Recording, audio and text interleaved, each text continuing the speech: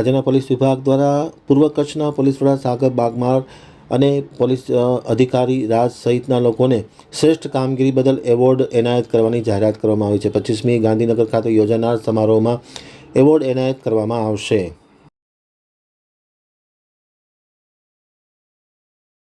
પૂર્વ કચ્છના પોલીસ અધિક્ષક સાગર બાગમાર અને નેત્રમ પીએસઆઈ જયસિંહ ઘનશ્યામસિંહ રાજને તેમની ઉત્તમ કામગીરી, કુશળ નેતૃત્વ અને કાયદો વ્યવસ્થા જાળવવામાં સફળતા બદલ ડીજીપી ડિસ્ક એવોર્ડથી સન્માનિત કરવા માટે પસંદગી કરવામાં આવી છે।